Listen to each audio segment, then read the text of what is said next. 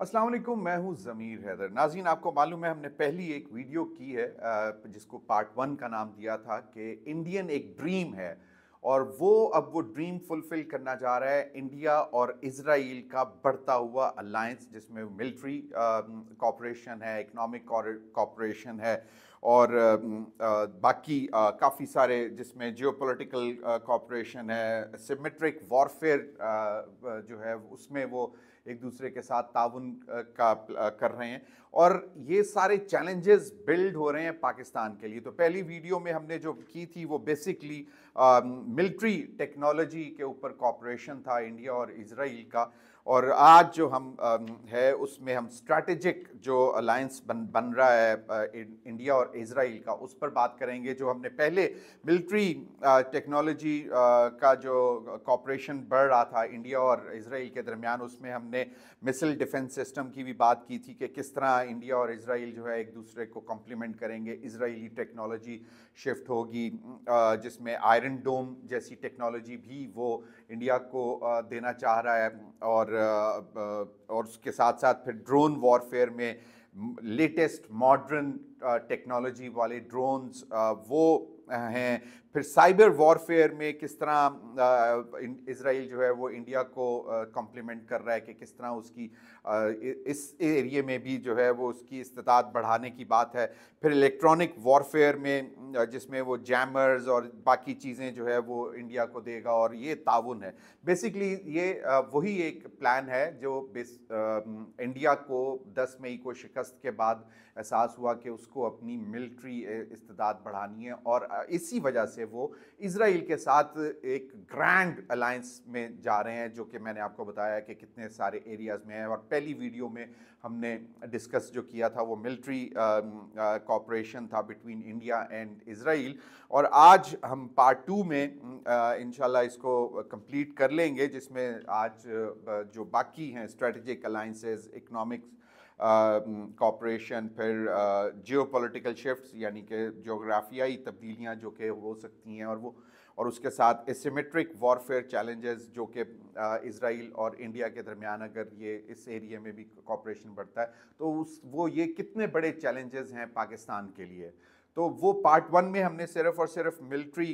Technology के corporation की बात की थी, लेकिन उसमें जो पाकिस्तान उन चैलेंजेस को किस तरह निपटेगा। तो आज हम जो पहले जो हमारे सामने आ रहे हैं कि जो जितनी थ्रेट्स, पोटेंशियल थ्रेट्स डेवलप हो रही हैं पाकिस्तान के लिए, पहले उनको डिस्कस करेंगे और फिर हम बताएंगे कि पाकिस्तान ने इनको किस तरह टैकल करना है।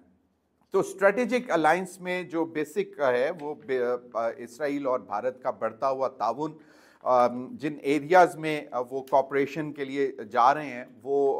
हम आपको अभी बताएंगे। कि एक तो ये कि इंटेलिजेंस शेयरिंग, जिसमें इजराइल जो है वो इंडिया को हेल्प आउट कर रहा है, मज़ीद सपोर्ट देगा कि किस तरह इंडिया जो है अपनी इंटेलिजेंस की जो है उसको कैसे बढ़ाएगा, जिसमें मेजर जो फैक्टर होगा वो रॉ का, इंडियन इंटेलिजेंस एजेंसी, और मोसाद का, इजरायली इंटेलिजेंस एजेंसी का ताउन होगा, जिसमें वो रियल टाइम इंटेलिजेंस जो है वो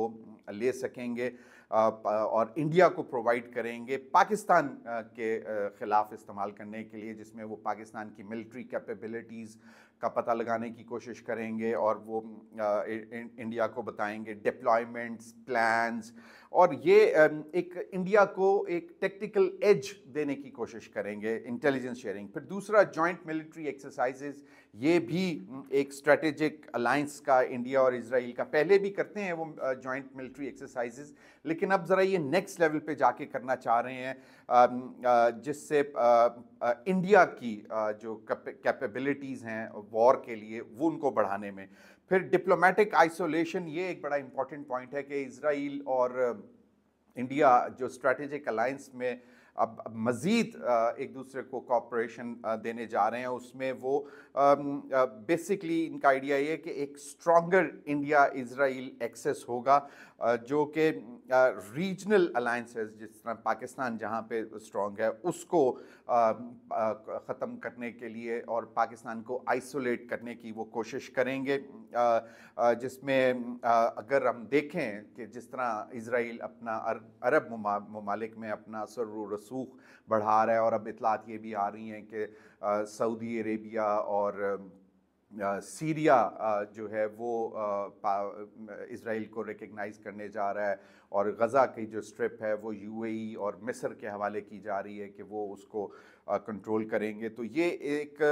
स्ट्रैटेजिक मूव भी हो सकती है कि इज़राइल और इंडिया मिलकर पाकिस्तान को कैसे आइसोलेट करें, और जो मेन एरिया सुन्नी अरब स्टेट्स में इज़राइल और इंडिया मिलकर अपना असर और रसूख बढ़ाएंगे, उनके साथ अलाइंसेस में जाएंगे, जिसकी एक पहली एग्जांपल जो है वो अब्राहम अकॉर्ड है, और इंडियन इन्फ्लुएंस जो ऑलरेडी हम देख रहे हैं बहुत सारी गल्फ स्टेट्स में। और तो ये एक प्लान है कि किस तरह पाकिस्तान का जो इन्फ्लुएंस है मुस्लिम वर्ल्ड में उसको किस तरह कमज़ोर करना है। फिर इसके बाद इकोनॉमिक ये स्ट्रैटेजिक अलायंस तो इन एरियाज़ में होगा। उसके बाद इकोनॉमिक जो दबाव डालने की कोशिश करेंगे, उसमें रिसोर्स डाइवर्जन का एक पॉइंट है कि जहाँ पे इंडिया जो है वो अपनी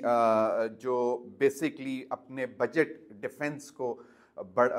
बजट को बढ़ाएगा, जिसका अल्टीमेटली प्रेशर पाकिस्तान पे भी आएगा कि पाकिस्तान भी अपने जो फंड्स हैं वो ज़्यादा डिफेंस स्पेंडिंग की तरफ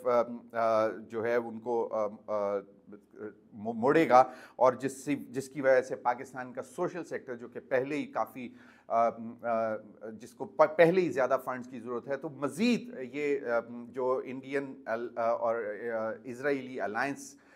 से, मिलिट्री कॉपरेशन से, फिर स्ट्रैटेजिक अलायंस से, तो ये दबाव बढ़ाएंगे पाकिस्तान पर कि पाकिस्तान जो है वो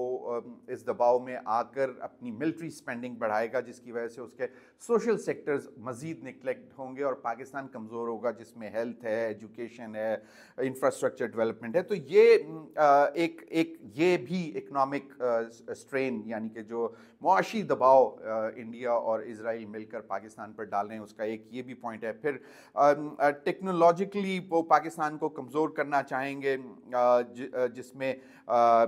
जो अपग्रेडेड इजरायली टेक्नोलॉजी है वो इंडिया को फराहम की जाएगी, जो कि बेसिकली इंडिया पाकिस्तान के ख़िलाफ़ इस्तेमाल कर सकता है, और एक मतलब लॉन्ग टर्म में पाकिस्तान को इसका नुकसान हो सकता है। फिर सैंक्शंस का भी एक यकीनन बात है, क्योंकि अगर पाकिस्तान भी अपनी जो डिफेंस ज़रूरियात को बढ़ाने की कोशिश करेगा, तो उसमें कोशिश इनकी ये होगी इंडिया और इजराइल की कि वो पाकिस्तान के ऊपर दबाव डालें, आलमी बरादरी पर दबाव डालें कि पाकिस्तान जो है वो नाजायज़ किस्म की ट्रेड कर रहा है डिफेंस प्रोक्योरमेंट में, जिसमें अगर पाकिस्तान चाइना से और रशिया से अगर एडवांस टेक्नोलॉजी लेता है, तो वो कोशिश किए करेंगे कि पाकिस्तान के ऊपर सैंक्शंस लगाने की कोशिश करें। एक ये है। फिर जियो पॉलिटिकल शिफ्ट जो है कि बेसिकली जोग्राफियाई तब्दीलियाँ लाने की, कि एक जो रीअलाइनमेंट जिसका मैं पहले भी जिक्र किया है कि मिडल ईस्ट में इजराइल अपने आप को दोबारा रीअलाइनमेंट की तरफ जाएगा, गज़ा का कंट्रोल देने के बाद, यूएई और मिस्र को देने के बाद, तो वो ये कहेगा कि जी देखें वो तो वहाँ पे हो गया, अब मेरे ऊपर किस चीज़ का प्रेशर है। तो वो मिडल ईस्ट में अपने आप को रिकग्नाइज करवाने की ज़्यादा कोशिश करेगा, जो कि बेसिकली यकीनन अगर इंडिया और इजराइल का अलायंस नज़र आएगा, तो हम इंडिया जो कि अपनी हेजमनी चाहता है साउथ एशिया में, वो अपनी बढ़ाएगा, और दूसरी जानिब इजराइल जो है वो मिडल ईस्ट में अपनी जो कि ग्रेटर इजराइल की भी बात हो रही है, तो वो एक इनडायरेक्टली दबाव पाकिस्तान पर इस तरीके से भी डालने की ये कोशिश जो है उनकी होगी। और इसमें उनकी कोशिश ये होगी कि पाकिस्तान का जो है वो इन्फ्लुएंस मुस्लिम वर्ल्ड में कम करने की कोशिश करेंगे दोनों मिल के, जिसमें इजराइल की पहली कोशिश ये होगी कि जो अरब ममालिक हैं उनमें उनके साथ अपने ताल्लुकात बेहतर करे, और इसके साथ साथ और इंडिया के साथ अपने इकोनॉमिक और मिलिट्री रिलेशनशिप को बिल्ड करेंगे, जिसका वो बेसिकली साउथ एशिया में वो फिर एक दोबारा इंडिया को एक बड़ी ताकत बना के दिखाने की कोशिश करेंगे। और इसी में इज़राइल और इंडिया जो है वो अपने मिलिट्री रिलेशनशिप्स जो हैं वो भी ताल्लुकात, मिलिट्री ताल्लुकात भी बढ़ाने की कोशिश करेंगे, जिस सऊदी अरेबिया और यूएई के साथ। और जो कि बेसिकली पाकिस्तान जो कि एक अब तक लीवरेज लेता है अपने अरब ममालिक से, उसको कम करने की कोशिश करेंगे। तो और इसके साथ साथ इसी में जो है वो यूएस इंडिया अलाइनमेंट को भी इज़राइल सपोर्ट करेगा मज़ीद उसको, ताकि इंडिया के, आपको मालूम है कि जब पाकिस्तान और इंडिया की जब 10 मई को जंग ख़त्म हुई तो इंडिया को बहुत शर्मिंदगी उठाना पड़ी और तकरीबन इंडिया आइसोलेशन में चला गया और अपनी उनकी डिप्लोमेटिक एफर्ट्स भी फेल हुई, जो और फिर उनकी फॉरेन पॉलिसी पर भी बहुत क्रिटिसिज्म हुआ। तो उसको दोबारा से जो है इंडिया और इज़राइल मिलकर जो है दोबारा कोशिश करेंगे कि इंडिया को रेलेवेंट बनाया जाए इंटरनेशनल वर्ल्ड में, और ख़ास तौर पर जो बड़ी पावर्स हैं अमेरिका के साथ जो है वो उसको दोबारा मज़ीद स्ट्रॉन्ग जो है करने की कोशिश करेंगे। तो ये बेसिकली अगर इज़राइल की मदद से इंडिया जो है वो दोबारा अमेरिका के साथ अपने ताल्लुकात और मज़ीद जो उसका अलाइनमेंट है उसको वो ज़्यादा बेहतर सही करता है, तो वो उसमें जो उसका जो इम्पैक्ट आएगा कि वो जो अमरीकी एक जो उसको वो अपना पार्टनर बना के जो इंडो पैसिफिक स्ट्रेटजी है उसको वो पाकिस्तान के लिए मार्जिनलाइज करेंगे, यानी कि पाकिस्तान को आइसोलेट करने की कोशिश करेंगे। तो ये भी एक है। और रीजनल इंस्टेबिलिटी ऑफ कोर्स उनका एक है, और अगर इज़राइल उसके साथ मदद करेगा, अगर इनका जो कॉपरेशन है वो मज़ीद स्ट्रॉन्ग होगा, तो वो इंडिया जो है वो बेसिकली एक बुली बनने की कोशिश करेगा इस रीजन में, और पाकिस्तान को भी दबाव में लाने की कोशिश करेगा। और इससे लगता यह है कि शायद लाइन ऑफ कंट्रोल पर वो दोबारा शरारतें करने की कोशिश करेगा, पाकिस्तान पर अटैक करने की कोशिश करेगा, और बॉर्डर एस्केलेशन ख़ास तौर पर कश्मीर पे LOC पर वो ये इसकी भी कोशिश करेंगे। फिर एसिमेट्रिक वॉरफेयर चैलेंजेस पाकिस्तान के लिए बढ़ेंगे अगर इज़राइल और इंडिया जो दोबारा अपनी कॉपरेशन, मिलिट्री कॉपरेशन, फिर स्ट्रेटेजिक अलायंस, फिर इकोनॉमिक कॉपरेशन और फिर जियोपॉलिटिकल शिफ्ट जो मैंने आपको बताई है, उससे वो फिर जो एसिमेट्रिक वॉरफेयर जो है वो एक बड़ी एक दिलचस्प चीज़ होती है, जिसमें इंडिया इज़राइल इंडिया को बहुत से एरियाज़ में हेल्प करेगा, जिसमें पाकिस्तान को कमज़ोर दिखाने के लिए इंटेलिजेंस शेयरिंग में, जिस तरह मैंने पहले जिक्र किया, उसमें फिर बॉर्डर सिक्योरिटी में इसी के तहत वो जो है वो इज़राइल इंडिया को ज़्यादा मदद फ्राहम करेगा। Surveillance technologies, border surveillance technologies India को प्रोवाइड करेगा, जो कि उसकी बहुत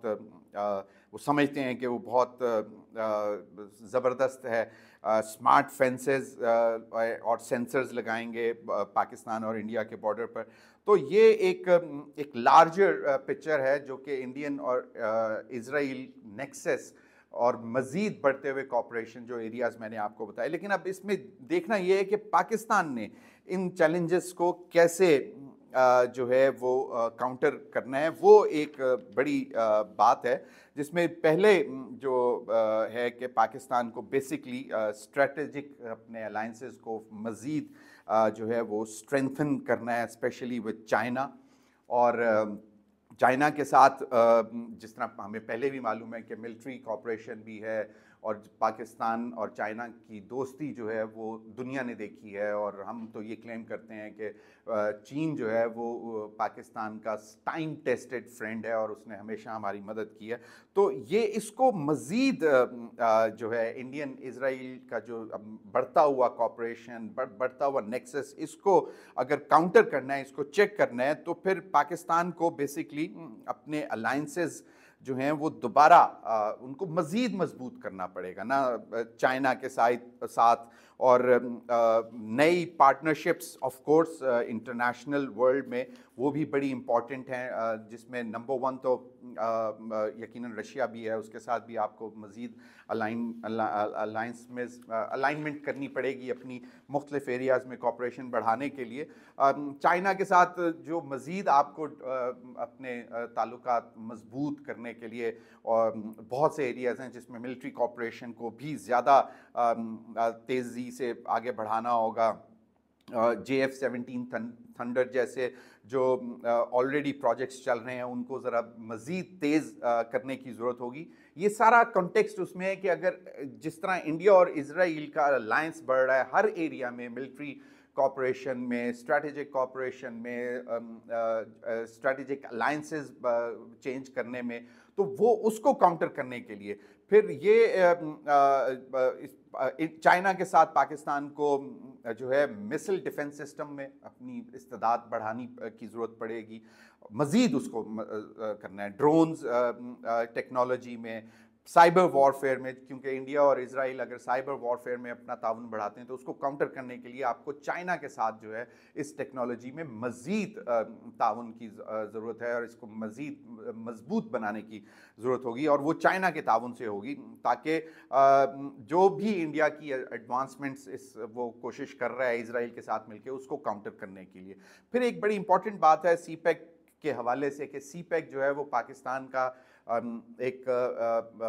बैकबोन प्रोजेक्ट है जो कि चाइना की मदद से आप बना रहे हैं, इसको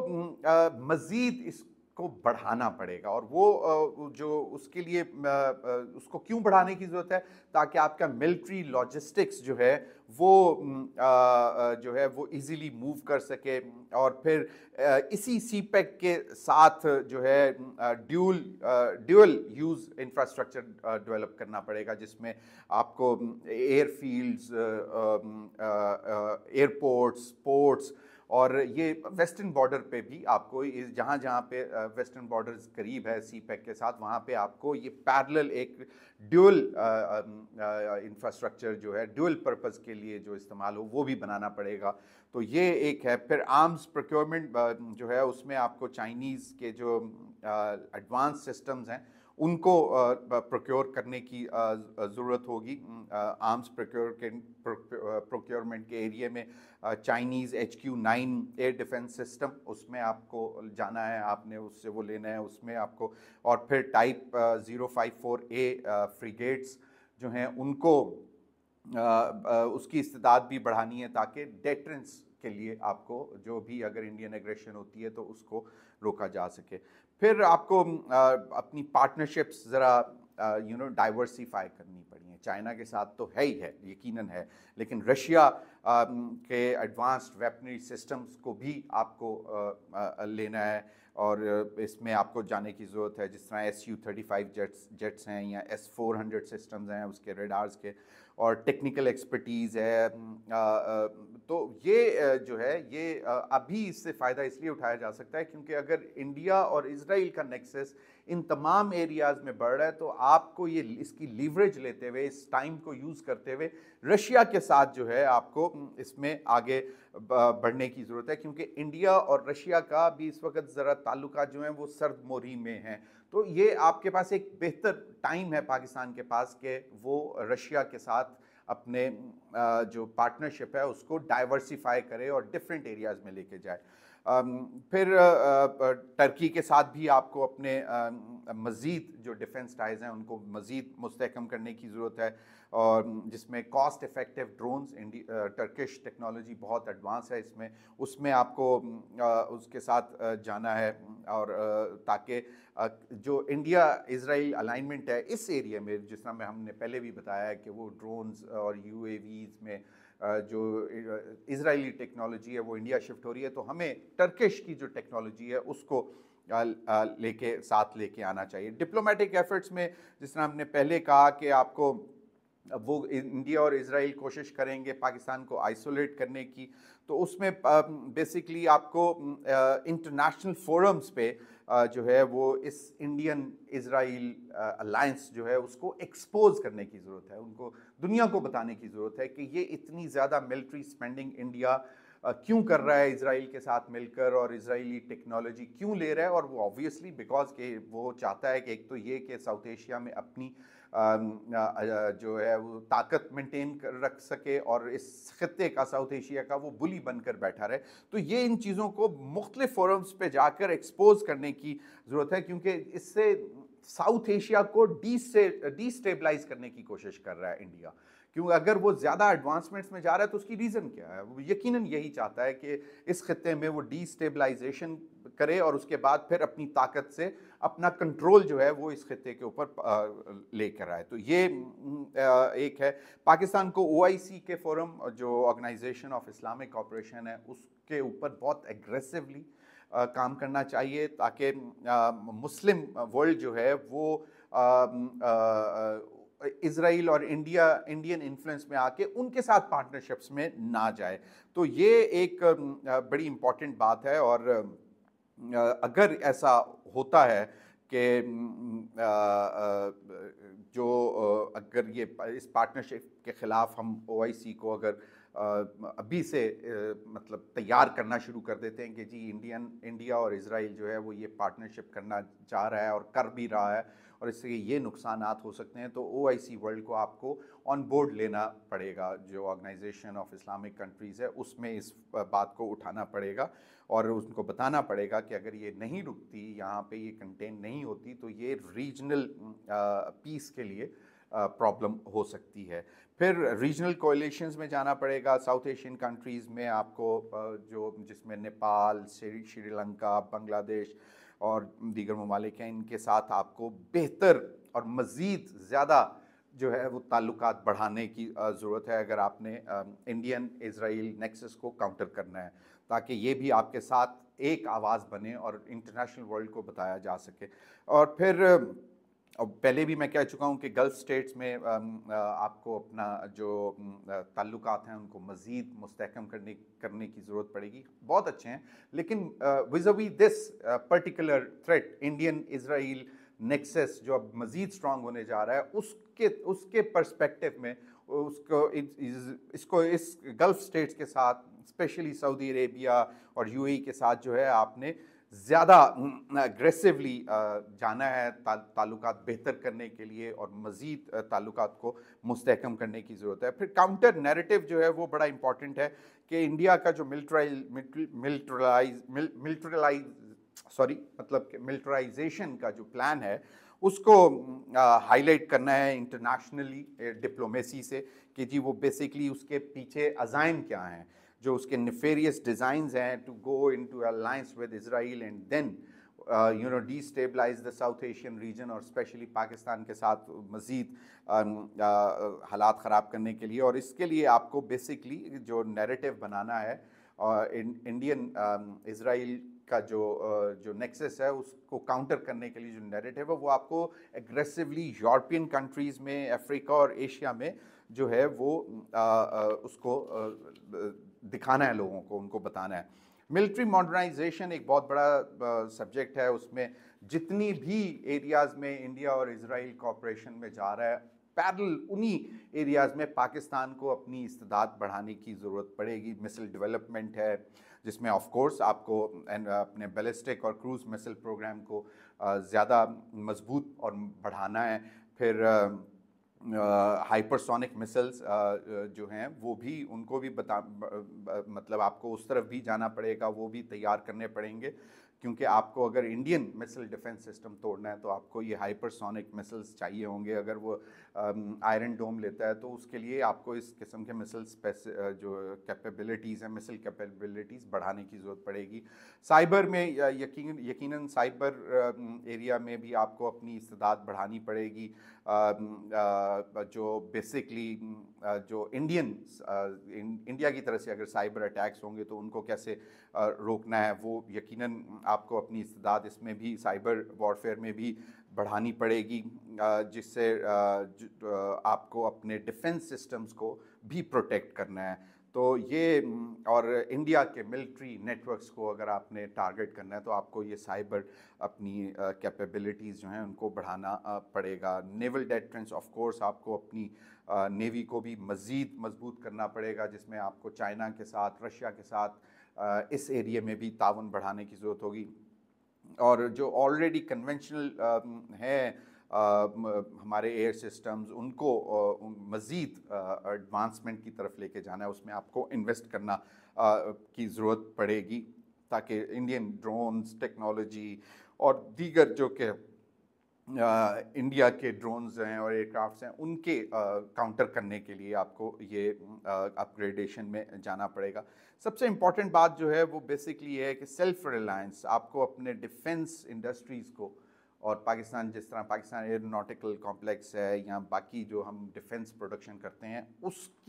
उसको मॉडर्नाइजेशन की तरफ लेके जाना पड़ेगा, उसको मज़ीद मजबूत करना है। साइबर एस्पेनाइज जो कि वो भी एक इम्पॉर्टेंट एरिया है, जो साइबर टूल्स को हमने डेवलप करना है ताकि वो इंडियन जो टेक्नोलॉजी है उसको ट्रैक कर सके। और ये जो जॉइंट प्रोजेक्ट्स होने जा रहे हैं इंडिया और इजराइल को, उनको वो चेक कर सके। ह्यूमन इंटेलिजेंस अगेन ये तो सबसे इम्पॉर्टेंट है, क्योंकि जिस तरह पहले बात की कि मोसाद और रॉ मिलकर इंटेलिजेंस शेयरिंग में जाएंगे अगेंस्ट पाकिस्तान और पाकिस्तान बॉर्डर्स और पाकिस्तान के अंदर जो भी मूवमेंट्स हो रही हैं, specially military movements, military plans, उनको वो अपनी इंटेलिजेंस से एक्सपोज करने की कोशिश करेंगे और फिर यकीनन उसके ख़िलाफ़ ऊपर से आएंगे। और ये बेसिकली आपको काउंटर इंटेलिजेंस के लिए अपनी इंटेलिजेंस को जो है वो ह्यूमन इंटेलिजेंस में इन्वेस्ट करना पड़ेगा, और साथ साथ टेक्नोलॉजी, मॉडर्न टेक्नोलॉजी जो इंटेलिजेंस के लिए ज़रूरत है उसमें भी इन्वेस्ट करना पड़ेगा। और वो पहले ही मैं आपको कह चुका हूँ कि आपको बेसिकली नैरेटिव बिल्डिंग के लिए आपको इंटरनेशनली मुख्तलिफ फोरम्स पे जाने की ज़रूरत पड़ेगी। और फिर मीडिया कैंपेन, आपने देखा होगा कि पाकिस्तान इंडिया वॉर में जो 6 और 7 मई की दरमियानी रात से शुरू हुई और 10 मई को ख़त्म हुई, उसमें इंडियन नैरेटिव जो है, क्योंकि वो एक तो बहुत बड़ा उनका मीडिया सेटअप है, बहुत ज़्यादा न्यूज़ चैनल्स हैं, इंग्लिश में वो इंटरनेशनली बहुत ज़्यादा मटेरियल फेंक रहे थे, तो उसको भी चेक करने के लिए पाकिस्तान को अपना मीडिया का जो बेसिकली है नैरेटिव बनाने के लिए ये और बेसिकली ना सिर्फ स्टेट मीडिया को ज़्यादा मजबूत करने की ज़रूरत पड़ेगी, बल्कि इंटरनेशनल आउटलेट्स में जाके आपको अपना मीडिया जो है वो मतलब अपने मीडिया के थ्रू इंटरनेशनल आउटलेट्स में भी जाना है, ताकि आप इंटरनेशनली लोगों को बता सकें कि किस तरह इंडिया और इजराइल मिलके इस खित्ते में एक थ्रेट बनते जा रहे हैं पीस के लिए। और इम्पॉर्टेंट बात है, आपको domestic unity, of course political stability की ज़रूरत है। फिर आपको अपनी तालीम पर बहुत ज़ोर देना है, इस पर भी क्योंकि अगर आपने ये बढ़ती हुई जो वॉरफेयर सिस्टम्स, मॉडर्न टेक्नोलॉजीज़, तो आपको बेसिकली अपने एजुकेशन जो है उसको मज़ीद मजबूत करना है, सिस्टम को मजबूत करना है, टेक्नोलॉजिकल एजुकेशन की, ताकि टेक्नोलॉजी के ऊपर ज़्यादा से ज़्यादा आप अच्छे PhDs, डॉक्टर्स तैयार कर सकें, ताकि ये जो एक नेक्सस है जो इजरायली टेक्नोलॉजी जो ट्रांसफ़र होगी इंडिया को, उसको चेक करने के लिए। तो ये और भी बहुत से एरियाज़ हैं। आपको जो मैं बताया कि मेजर एरियाज़ थे जो पाकिस्तान के लिए जो चैलेंजेस बन रहे थे, उनको बताया हमने। पहले चैलेंजेस बताए कि कौन से हैं, और फिर हमने आपको बताया कि किस तरह पाकिस्तान इन चैलेंजेस से निपट सकता है, और ये एरियाज़ हैं जिन पर फोकस करने की ज़रूरत पड़ेगी। बहुत बहुत शुक्रिया।